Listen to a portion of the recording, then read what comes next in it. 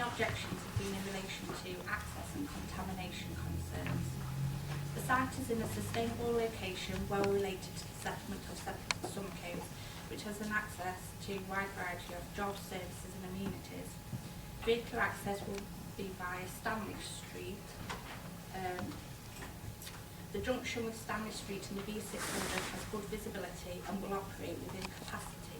However, acknowledging that the carriageway width is narrow and the road is also subject to a bus route, to safeguard the operation of this junction, the Highway Authority requests a contribution for the investigation of, and if necessary, the implementation of a traffic regulation order.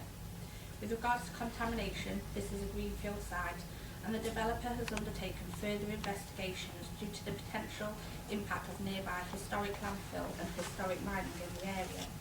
Pages 22 through to 26 of the report set out the comments of the scientific officer.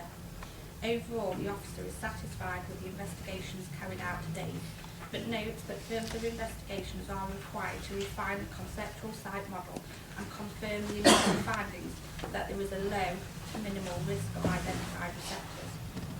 If this work were to identify that remediation is required to address any risk, then an appropriate remediation strategy would have to be developed, and this is set out in a detailed condition, which is number 18 in your papers.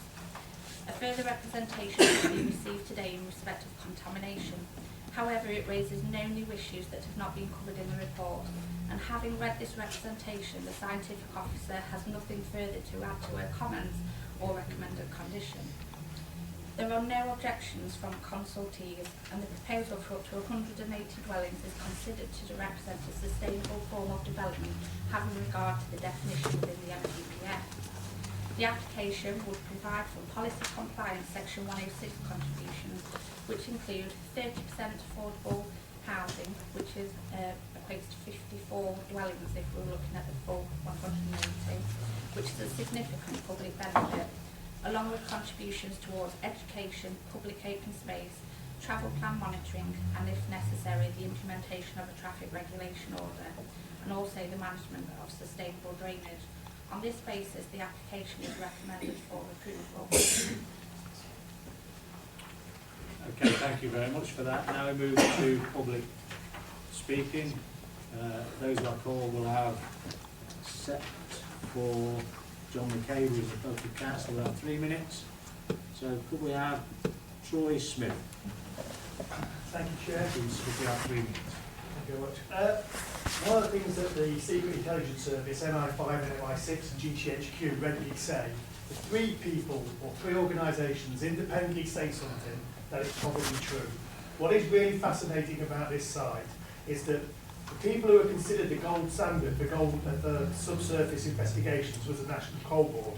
Now, the National Coal Board decided to do proper drilling, proper borehole, proper samples, and they decided that because of the risk from landfill site number 1, that they would not go ahead with the removal of over 750,000 tonnes of coal in Smother Fly A. Now, the National Coal Board did this for a very good reason, because obviously what they found below the ground was enough of concern and alarm to that organisation that they pulled Smother Fly A. So that's the first point. The second point is, and I witnessed this with my own eyes, is when you see a large machine coming down a green field and going to a particular spot in the field, you sit there and you watch it. And what was really interesting about the Taylor-Whimpey investigations on this site is they didn't go to the top of the field, they went straight to the bottom of the field, which was probably the hot spot, and they did a proper borehole, just like the Coal Board did, and they got some results. Now subsequently, and it actually happened in this chamber, one boring Friday afternoon of a planning inspector's debate, and several people were witness to this, there was a conversation between 2 professionals which went along the lines of, well, why did it fall through? Well, what do you mean it fell through? Well, it's fallen through 2 or 3 times, hasn't it? Now, these conversations, one's a solicitor from a very well-known Nottingham legal firm, and one is actually a representative of the Diocese of Derby, aka the Church of England, who actually own the site. And the conversation ended with, well, it fell through because they needed a grout wall. Now, the interesting thing about that conversation was, nobody has seen the Taylor-Whimpey report. Now, the thing that's interesting about the Taylor-Whimpey report is they chose not to go ahead with developing the houses. I wonder why, question mark. Now, we've seen on the Amber Valley Rugby Club site that 9 feet below ground they found dioxin. The excuse at the time was, oh, that's from people burning plastic on the surface, complete rubbish. Never Farm, 2 or 3 of the boreholes are actually hot, they're actually contaminated. Never Farm site borders this site. Now the thing that's interesting about the causal link of how this stuff has all moved is that LS01 is a 1.25 active, highly dangerous, highly toxic landfill site. What's happened is, when they put that site in, there were 3 mine shafts that they opened. They thought at the time it'd be a good idea to let all that waste percolate into the ground for subsurface workings, not realising that for 1 year in that tip's life, it was tipped at night illegally, with all sorts under the cover of darkness. What's happened is, and this is the causal link, this is the PPLs, is below ground, in all the shafts and all the adits, and on this site there's 3 shafts, it's moved through the water, through the gas, through the coal, and it's all coalesced in that area. This site is dangerous, 720 human beings, 180 homes and dogs, you cannot live on this site. This site cannot be remediated, and please reject this application. Thank you, Mr. Smith. You noticed that Mr. Smith was one objector. The second objector is Ms. Kelly Judson. All applications, can I just start whatever? All You have 3 applications, minutes. all applications in this area are fundamentally flawed due to the council's failure to investigate and understand the nature of the contamination contained within the main landfills in the area. We now know as fact that LSO1 is leaching, and despite the current scientific officer's belief that this would not be in the direction of existing homes, it has been found to have travelled over 300 metres. This finding is currently being ignored and needs to be urgently addressed. It is perfectly acceptable for local authorities to call in expert assistance if they do not have the relevant skills to understand the conditions at and surrounding a site, and we urge Amber Valley to do this. Public confidence in the scientific officer is at an all-time low. The planning policy framework indicates that suspicions regarding contamination should be resolved prior to granting planning permission, rather than being dealt with by conditions at reserved matters stage.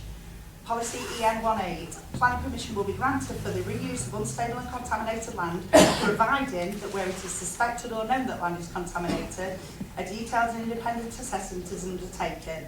Conditions may be attached to any planning permission to ensure that effective remedial or mitigating measures are taken to treat, control or contain any contamination, so as not to expose the occupiers of development and the neighbouring land to unacceptable risk. At paragraph 6.65, the guidance stresses the need to identify at the earliest possible stage in the planning process whether or not a site is contaminated. This responsibility lies with the developer. Where it is suspected that significant problems of contamination exist, developers are required to carry out detailed site investigations prior to planning permission being granted. The planning practice guidance states that developers should provide sufficient information to determine the existence or otherwise of contamination, its nature and extent, unless the initial assessment clearly demonstrates that the risk from contamination can be reduced to an acceptable level. Further site investigation and risk assessment will be needed before the application can be determined. Conditions should only be used to remediate and mitigate contamination rather than to identify and determine the levels. This is being left to reserved matters stage. The suspicions at the site remain unresolved. Considering contamination at condition stage rather than a grant of planning permission causes extreme prejudice to the wider public, omitting them from further involvement. Uncertainty regarding contamination should be resolved prior to grant of permission. It is no good identifying major contamination at reserved matters stage, which could bring into question the viability and suitability of the site for development. I urge the Planning Board to refuse this application until such a time that further works have been conducted to an acceptable standard and reviewed by competent people. Perhaps it is time that Derby Diocese release the Taylor WHIMPEY RSK ground investigation reports into the public domain. If they are as squeaky clean as RSK say, then it could only strengthen the case for development.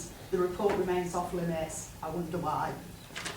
Thank you very much. I've got a Stephen, I've got Craig Kruger. Crier. Doesn't matter.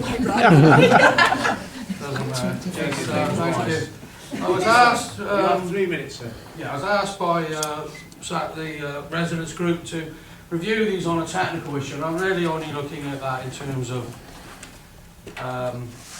technical. In terms of the initial conceptual site model, there have been a number of pollutant linkages which have been identified to be looked at, and a tier 2 developed in order to do that, and that has been undertaken. However, when I reviewed those documents, there was no explanation as to why any concept of pushing contamination further off-site by the development itself had been looked at. That was not considered to be a linkage, which I think it is a linkage. The second looked at in terms of LSO1 was how the investigation was carried out. Carried out a number of very shallow boreholes looking for vapours, and unfortunately a number of those boreholes were found to be faulty. They leaked both water in and gas out, and therefore the data could not be relied upon. Therefore any conclusions, risk assessment drawn from that could not be relied upon. In a second stage later on in the year, they carried out 6 deep boreholes, 3 cored, 3 open holed, and put in monitoring wells. Again, looking to extract groundwater this time, to look at contamination flowing from LSO1 through the mine workings, through the water. Unfortunately, I found that all that the 2 closest to LSO1 boreholes had sealed it up, and that information could not be relied upon. I've written quite detailed explanation of this. I don't intend to go into it again. Problem therefore being that much of the work that's been done to date, the data cannot be relied upon, and any conclusions drawn from it are, to a certain extent, spurious.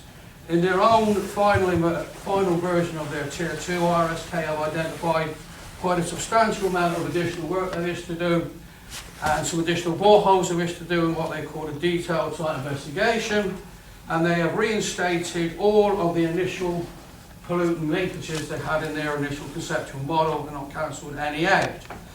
And therefore concluded that that needs to take place before outline planning permission can take place, with contamination made it to such extent that the development is not viable. At a meeting with RSK, there were some discussions about the wellheads, so I thought I'd better go and look at the wellheads myself. And what I found was that the wellheads were damaged, that the data concluded that water was leaking into it from the surface, gases were leaking out, and in one case, one well, the actual monitoring well sticks way above the wellhead. I've only ever seen this before on ex-coal sites where the mine gas was so strong it literally forces the well up through the ground. I can't be certain of this, but there are certain questions to be answered and they should be resolved before you give planning permission. Thank you, Mr. Bryan. I've got also Diana Dixon.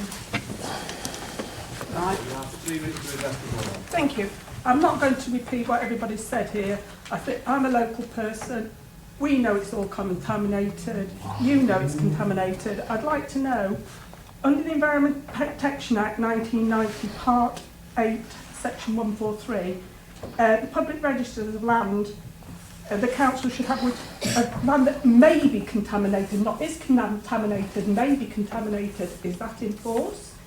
I'd also like to know, because I genuinely don't know this, does the council have a duty of care to the people who are already living in the borough, who pay their council thing? Have they got a duty of care to me as a person? Are you going to risk me by maybe building on contaminated land?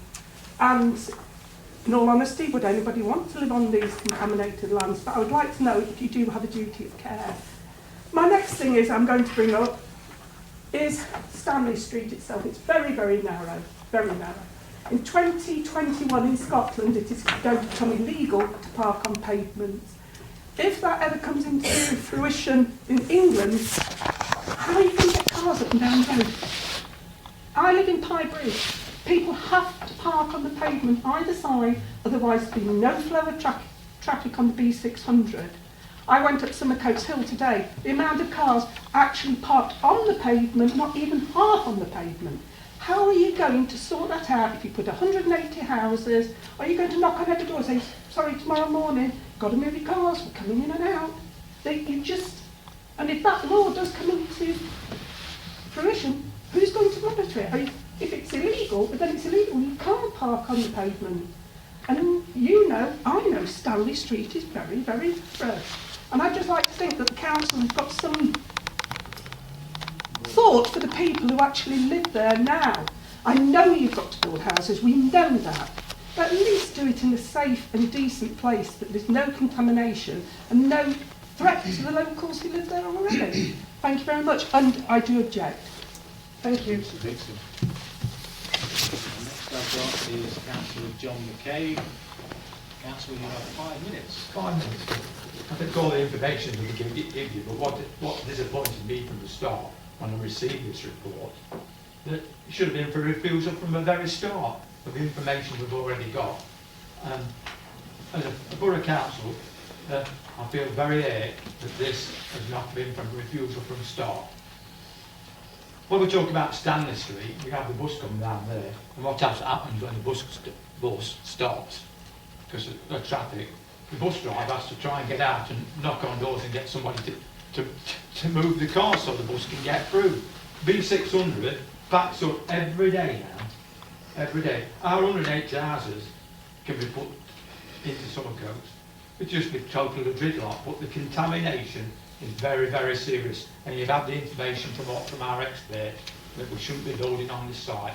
It should be refused. But once again, I'm very disappointed that this report was not down from refusal from the very start. As I said at the last meeting on the last refusal, we put in lives at risk. Thank you. Thank you, Councillor McCabe. That's the last objector. We now have the applicant, which is Holly Roberts. You have 3 minutes. Good evening, members. I start by thanking the case officer for her professional consideration of this application and by stating that Gladman fully supports the positive recommendation. We have worked positively with your officers and proactively to respond to consultation responses and comments from the community. We understand that the local concern relates to the proximity of the site for a potentially hazardous landfill. To investigate this concern, the application proposal has been subject to both DISCLOSED assessments and exploratory works. This has included 6 months of gas monitoring, vapour sampling, geotechnical testing of soil samples, and groundwater monitoring. The scope of works completed to date have not identified any potential concerns with developing the site. The Council's scientific officer has confirmed his position.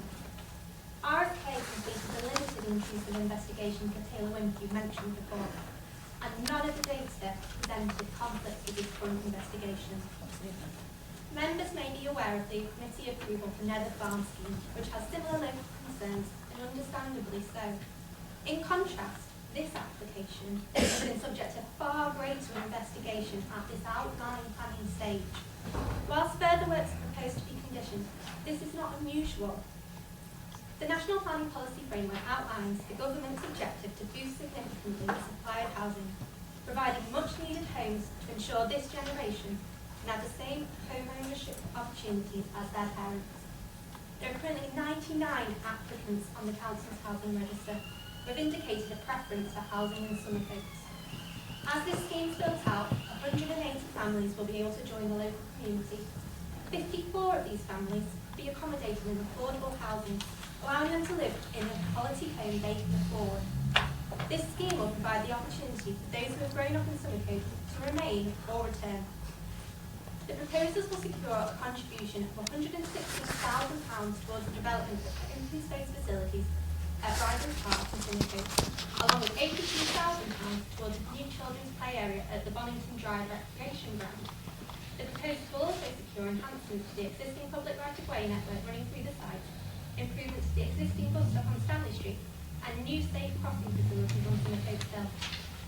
In summary, there are no technical objections to this proposal. Where mitigation is needed, 30 seconds. this will be secured through conditions or the contributions and requirements of the Section 106 agreement. This development will help to address the needs and requirements of the local community. I respectfully request that members follow your officer's recommendation and approve this application. Thank you for your time. Thank you very much. That concludes public speaking. Now I will ask the planning board for a resolution. Councillor. I'd like to oppose the officer's recommendations on the 2 following principles.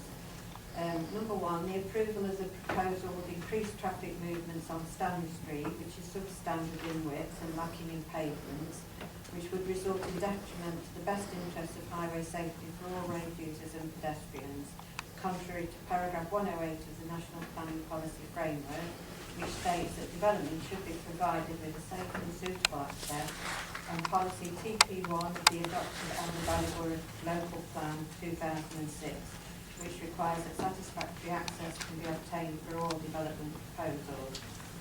Secondly, further information is necessary to confirm the initial findings submitted with the application, that there is low minimal risk to identified receptors, and in terms of remediation necessary to ensure that the site can be developed free from contamination.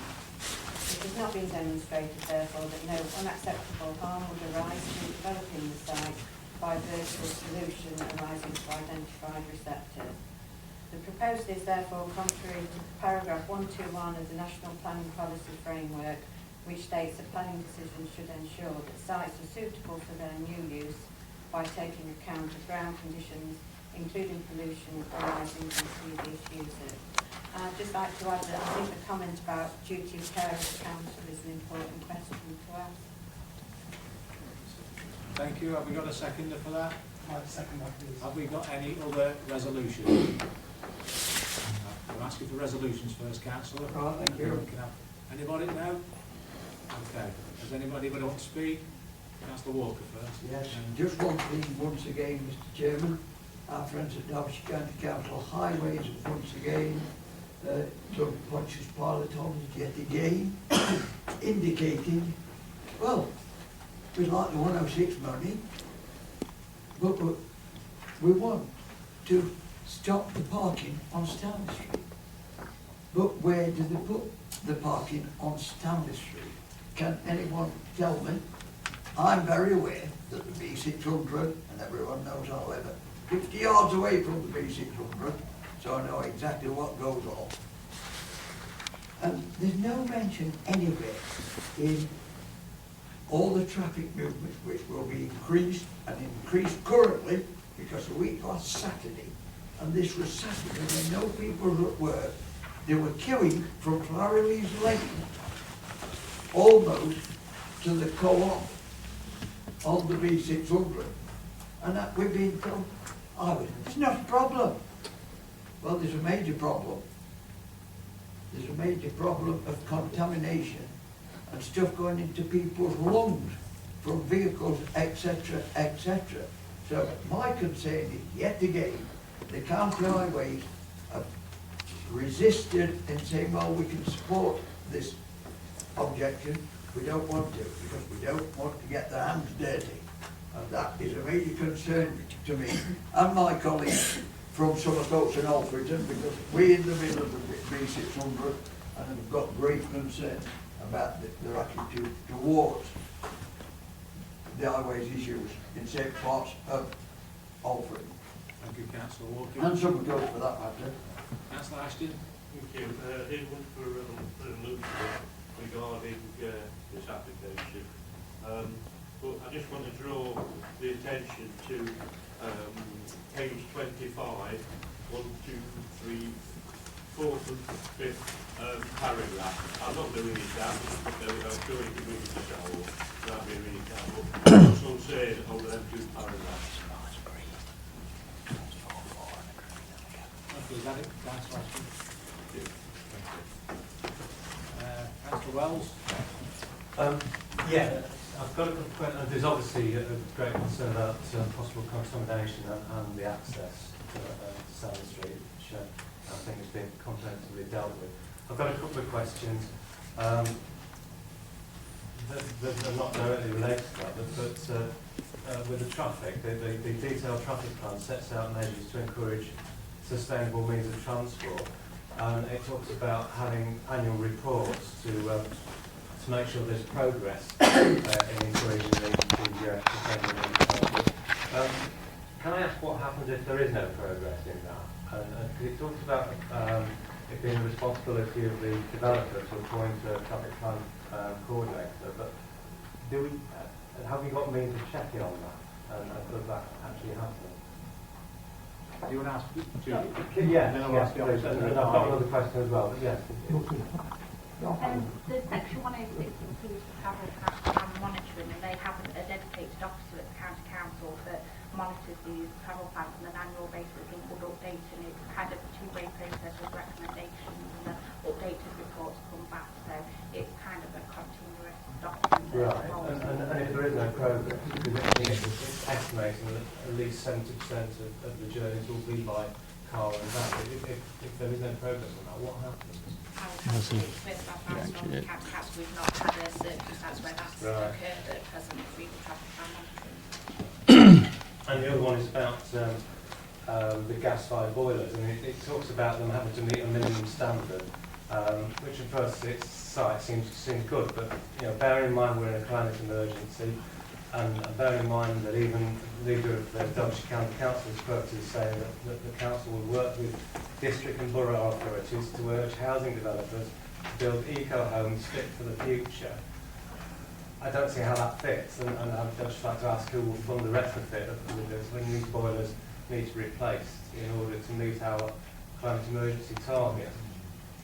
There is talk in note 6 about looking to the future as far as providing for broadband infrastructure and making sure we don't have to retrofit that. Should we not be thinking the same with gas boilers as well? Yeah. Yeah, I mean the boilers are covered under the building regulations regime, and we've discussed this in past meetings to do with at the moment this is an outline application. So by the time the applications come forward for detailed reserve matters, the building regs but well have moved on, more significantly, and that isn't under our remit that we can control.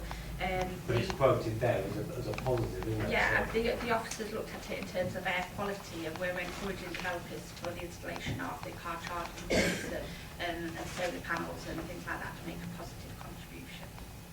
Thank you. Thank you. Anybody else actually want to speak? I'll come back to you, Ron. Councillor? Yeah, sorry, just like to make comments on page 26 with the air quality. It says that there is little effects, etc. Now, when I went on site, I had a little look at the air quality index, which is 0 to 50 is good, 51 to 100 is moderate, and the reading I was getting on site was 73. Which sensitive individuals should avoid outdoor activity as they may experience respiratory symptoms. I want to do the testing. I just don't understand how I could be getting this result when just a comment of like a like. Thank you. Thank you. Question? Thank you, Chairman. In view of these two paragraphs on page 25, I would like to see, before the decision made on this, that we've got more investigation on the contamination. He's changed his tune, hasn't he?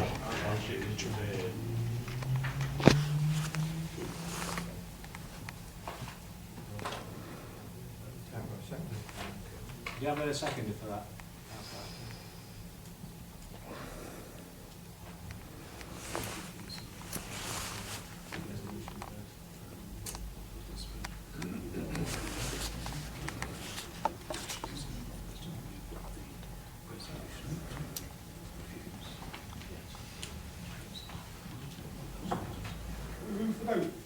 We can. So I've got a resolution to refuse the application. All those in favour of that resolution? Okay, and against? Abstain. Okay, so that Unbelievable. I'd like to thank everybody for their attendance.